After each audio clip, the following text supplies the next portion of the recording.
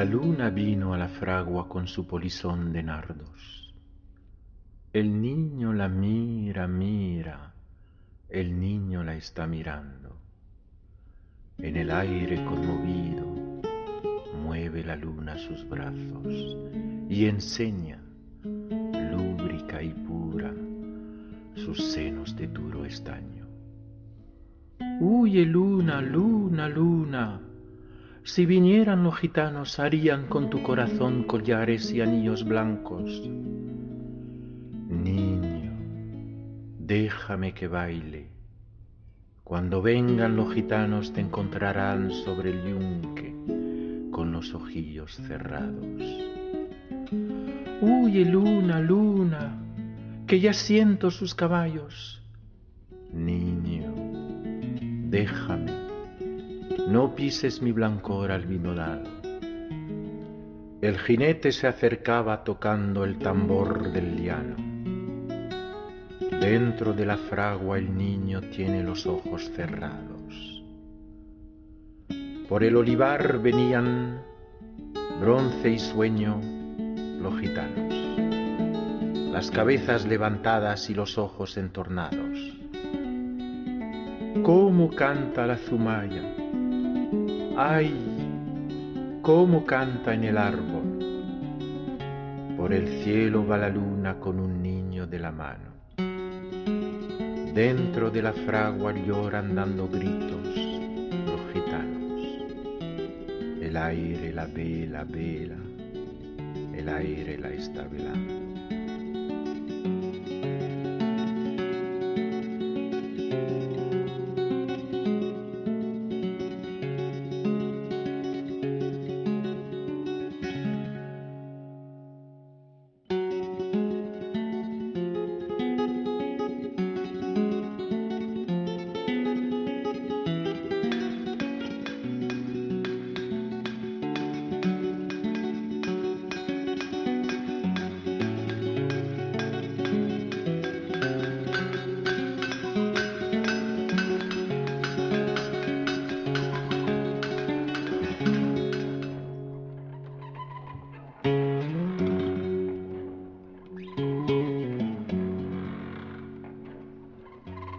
Bonjour les amis, heureux de vous retrouver pour ce deuxième épisode du journal d'un passager.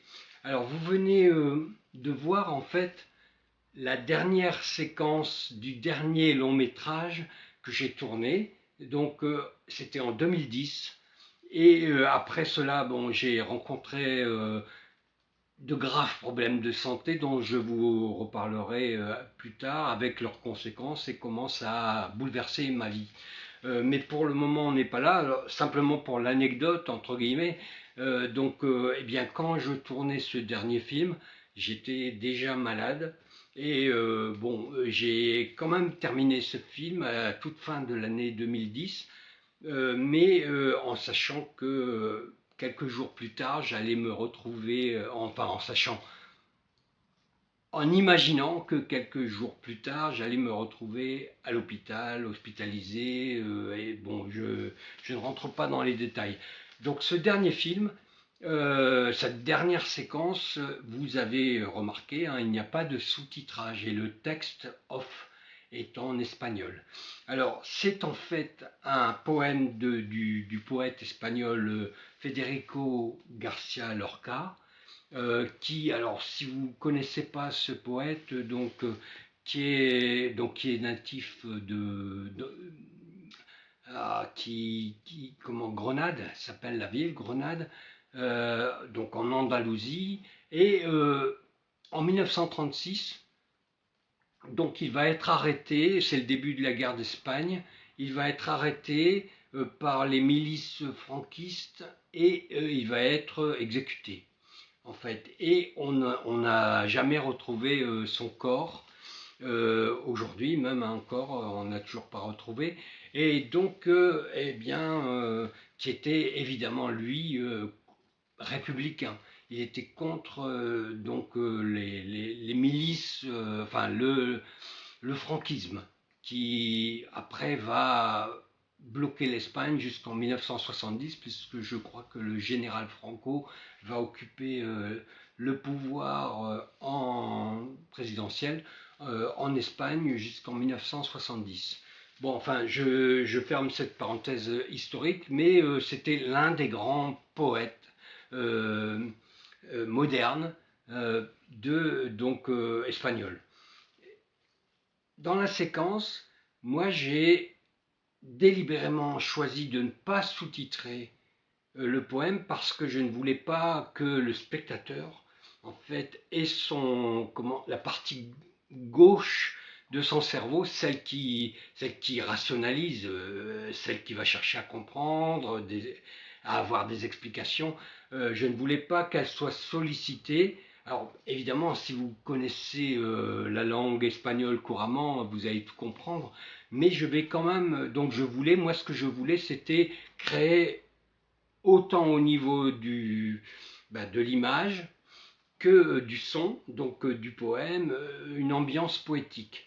Et pour rendre un peu hommage à la poésie, au poème. Et donc laisser le spectateur s'imprégner avec les images et s'imprégner de l'euphonie, du son, quoi, de la musique en fait, de la musique que dégageait le poème, le son du poème. Donc j'ai délibérément refusé, il y en a deux, hein, des poèmes comme ça dans le film. Donc je ne voulais pas, et aucun des deux n'a été sous-titré pour les mêmes raisons. Alors je vous explique quand même en quoi consiste un petit peu cette séquence. Donc chez le poète Federico Garcia Lorca, la lune qu'on voit au début qui apparaît dans la forge, donc la lune est en fait un symbole de la mort. Et en fait, le poème raconte comment donc un petit enfant, un petit gitan attend dans une forge le retour des cavaliers, des autres en fait, des adultes, et qu'il ne verra jamais arriver, puisqu'en fait c'est la lune qui va s'incarner donc sous la forme de cette danseuse, donc la mort, qui va venir chercher l'enfant gitan, et cette séquence raconte ça. Voilà. Bon, ouais, il y a également un making of.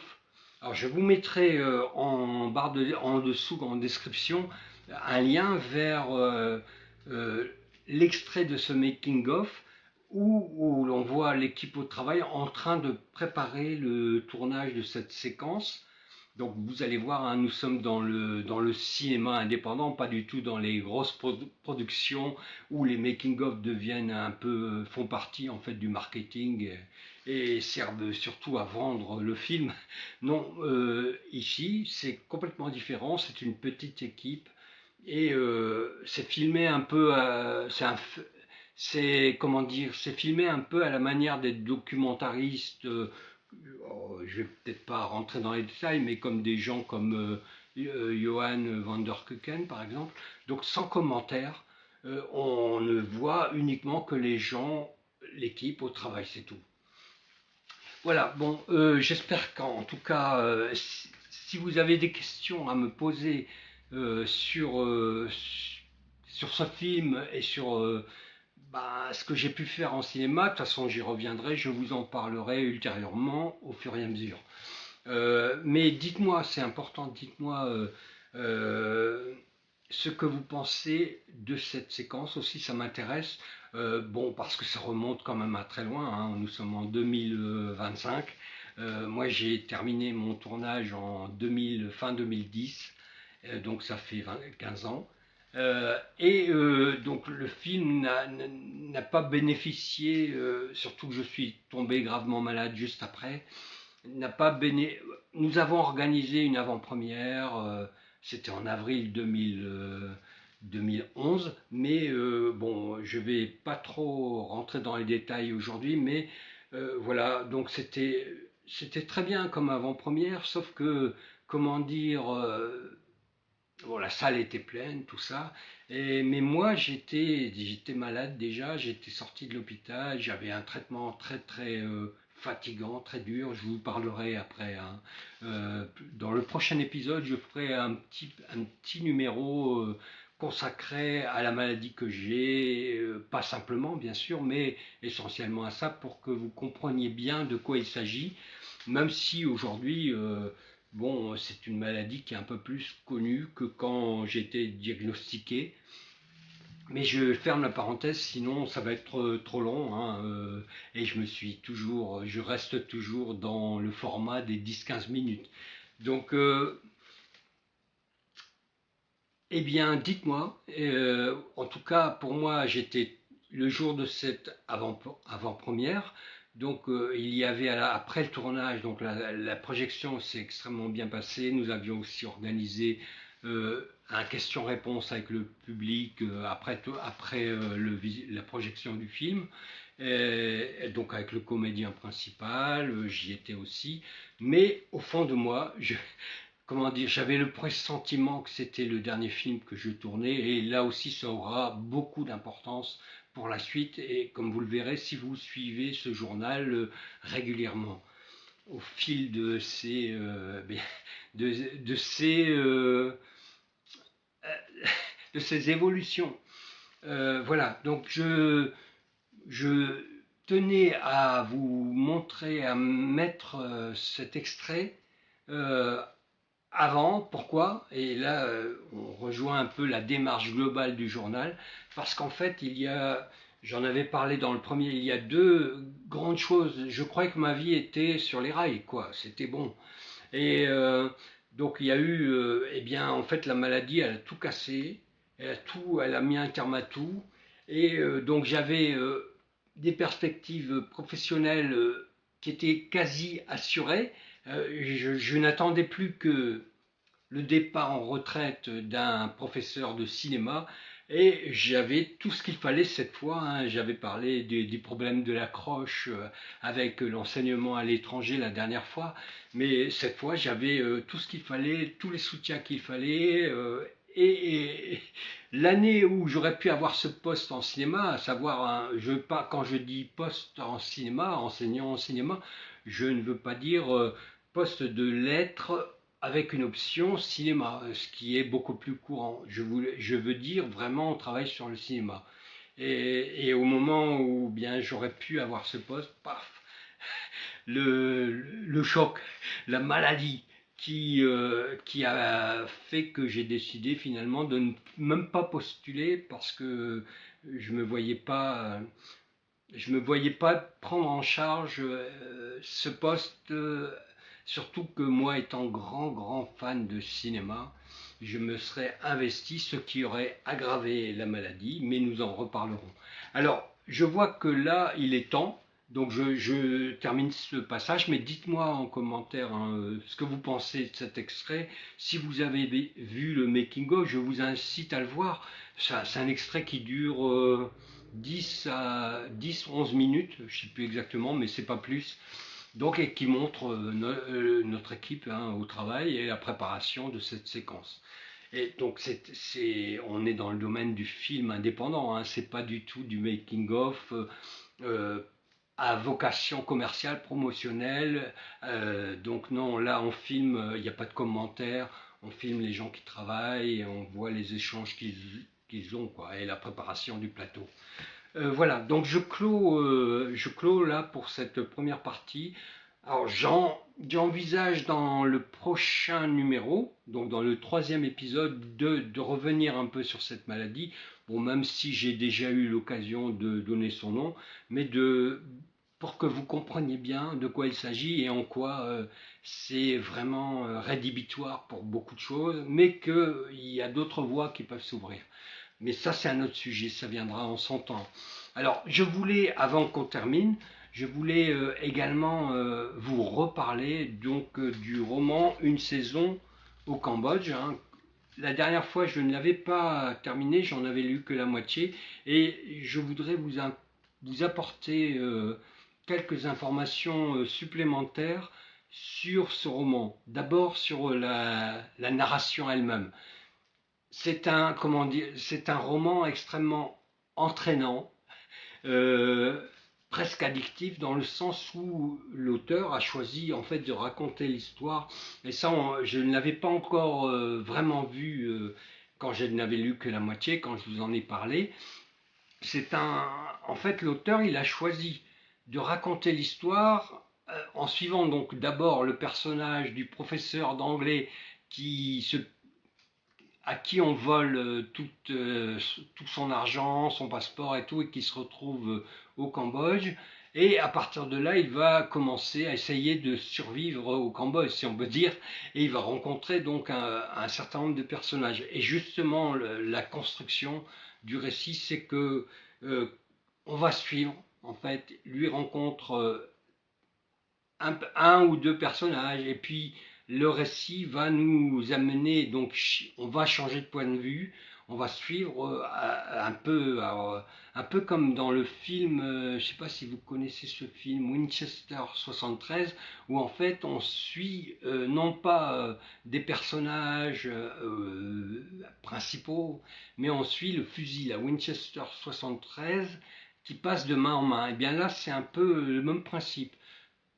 On passe, en fait, l'histoire se construit en passant de point de vue en point de vue. On suit différents personnages et quand ils rencontrent tel ou tel personnage, et bien ensuite l'histoire se poursuit avec ce que va vivre ce personnage qu'il a rencontré. Et donc on passe comme ça, alors ça constitue à la fin bien sûr une espèce de famille, on connaît tous ces personnages et on aura les réponses aux interrogations qu'il se pose et aux situations qui sont mises en place. Bon, voilà, alors je vous incite à nouveau, je vous recommande à nouveau de lire ce livre qui se lit très très bien. Et je reviens sur, là c'est plus un aspect documentaire justement, je reviens un peu sur la situation du Cambodge. Alors j'ai pris quelques notes, même si je pense que, bon, je pense quand même qu'on connaît plus ou moins, mais donc j'ai pris quelques notes pour vous expliquer un peu cette situation.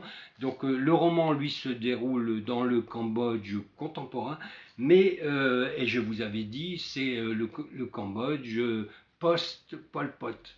Alors je reviens là-dessus. Historiquement, euh, le Cambodge,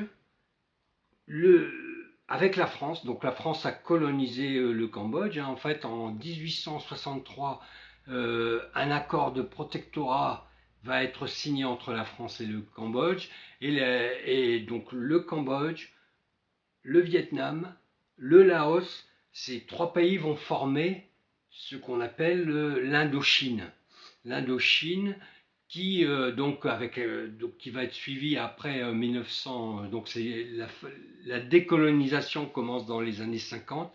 Alors au sujet de la guerre d'Indochine, si vous êtes intéressé, je vous recommande un cinéaste, Pierre Schandenfer, qui a été reporter il s'est engagé, il a été reporter de guerre et il a filmé donc la guerre d'Indochine et on peut retrouver donc à travers trois films qu'il a réalisés c'est sa vision qui va d'ailleurs être très très inspirante pour des gens comme Francis Ford Coppola, hein, lui bien plus connu avec son film Apocalypse Now, qui va s'inspirer en fait de la manière de filmer la guerre de Pierre Schandenfer et encore plus, comment s'appelle ce cinéaste, Platoon, donc dans le film Platoon où là on sent nettement l'influence. Bon, enfin bref, je ferme cette petite parenthèse et je reviens à Pierre Schandenfer. Donc Pierre Schandenfer qui est décédé aujourd'hui, hein, qui est né en 1928 et qui est décédé en 2012. Donc je vous conseille en fait si vous êtes intéressé de voir ces trois films. Le premier donc qui est filmé à la manière d'un documentaire de guerre, hein, Pierre Schandenfer étant reporter de guerre. Donc avec alors l'acteur c'est Bruno Kremer donc qui joue je crois un officier ou un sous-officier je me rappelle plus trop enfin bref qui joue qui s'intitule qui joue le rôle d'un sous-officier dans un film qui s'intitule La 317e section. Il a ensuite, donc, il va filmer la grande bataille, celle qui est la plus connue et qui va conduire à la défaite de la France, hein, qui est la bataille de Dien Bien Phu en 1954. Et d'ailleurs, lui, Pierre Schondenfer, va être arrêté après la bataille, juste à la fin, pendant la bataille de Dien Bien Phu, et il va réaliser donc à la fin des... Alors j'ai noté la date, je vais essayer de la retrouver. En 1992, il va réaliser un film qui s'intitule tout simplement Dien Bien Phu et qui raconte donc cette bataille. Et le troisième film que vous pouvez, qui est également sur la guerre d'Indochine, c'est le film qui s'appelle La section Anderson. Et donc c'est un cinéaste qui a filmé la guerre à la manière d'un documentariste, mais donc c'est très réaliste, mais qui va inspirer en fait les cinéastes de guerre qui vont filmer la guerre du Vietnam. Donc excusez-moi, je suis un peu fatigué. Hein. Je vous parlerai, vous comprendrez quand je vous parlerai la prochaine fois un peu plus de la maladie que j'ai et qui parfois me réserve quelques surprises. Enfin bref, je ferme et je termine un peu ce que je vous expliquais sur le Cambodge. Donc, va arriver à la fin, après la guerre donc d'Indochine, il va y avoir la guerre du Vietnam, ce qu'on appelait la guerre du Vietnam, qui va amener en 1975, qui va amener donc quelqu'un qui est très connu, hein, puisque c'est Pol Pot. Pol Pot qui prendra le pouvoir au Cambodge en 1976. Ça ne durera pas longtemps, ça durera 3 ans, mais bon, il est responsable d'un génocide. Hein. Si vous ne le savez pas, par exemple, sur ces 3 ans de pouvoir, il a tué 1,7 million de Cambodgiens. Par exemple, la capitale du Cambodge, donc Phnom Penh, était quasiment déserte sous le règne de Pol Pot. On pouvait, donc c'était la capitale, mais il y avait, parce que Pol Pot a vidé pour mettre soit dans les camps de, je crois que j'avais parlé du camp S21, donc qui se trouve qui se trouve à Phnom Penh. Et donc pendant ces 3 ans, il y a eu alors, si mon souvenir est bon, il y a eu 20 000 personnes qui ont été envoyées dans ce camp et il n'y a eu que 6 survivants. Donc vous voyez un peu l'ampleur du massacre, quoi. Et donc Phnom Penh était une ville quasiment, donc il a vidé hein, quasiment la ville de Phnom Penh de ses habitants, soit en les envoyant donc à la campagne, hein, soit en les massacrant dans les camps de prisonniers. Et excusez-moi, ça va être dur, je vais finir, vous inquiétez pas. Après, j'irai faire une sieste. Donc, je vous parlerai plus en détail de tout ça.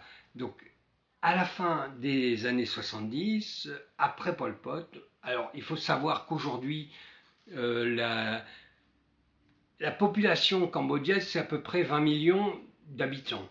Mais à l'époque, donc dans les années 70, il y avait 8 millions d'habitants. 7 ou 8 millions d'habitants. Autrement dit, le génocide de Pol Pot a exterminé un quart de la population cambodgienne quoi, en 3 ans. Voilà, c'est juste pour vous remettre un peu en mémoire ce que signifie génocide. Hein. Là, c'était vraiment une volonté de détruire son peuple au nom d'une idéologie. Et j'ai d'ailleurs sélectionné un tout petit passage parce que dans le roman, tout cela évidemment va constituer un fond puisqu'on va avoir l'un des personnages qui est un intellectuel, donc le genre de personne que détestait Pol Pot, et un autre personnage qui est, lui, qui a été employé par l'armée Khmer Rouge, qui a été employé et qui a... Alors, il y a des scènes, il y a des scènes assez effrayantes, hein, dont on parle encore aujourd'hui. Par exemple, donc ce personnage explique, ce personnage qui était dans les forces Khmer Rouge, c'était des adolescents en fait, hein, la plupart. Donc il avait 15-16 ans. Il était dans un groupe de gens donc armés de Kalachnikov et qui arpentaient comme ça les rues et qui arrêtaient des gens. Et les gens qui suppliaient en fait, parce que par exemple les professeurs, donc qui les suppliaient en fait, ces professeurs, tout ça, ou tous ces gens qui voulaient un peu penser quoi. Il les contraignait à supplier pour qu'ils sauvent leur vie, et puis il les abattait, il les tuait simplement sur un bord de route comme ça. Alors je vous lis un tout petit peu ce qu'en dit l'un des personnages, je ne dirai pas l'auteur, je ne sais pas si c'est ce que pense l'auteur, mais c'est une phrase simplement, et je m'arrêterai là parce que sinon ça a vraiment duré longtemps. Déjà là j'avais dit 10 à 15 minutes et on va être un peu au-delà, on sera plutôt vers 30 minutes. Donc je vous lis cette phrase et je vous laisserai sur cette phrase pour que vous y pensiez un peu et que vous essayiez non pas d'en tirer les conclusions, mais de voir ce que ça implique.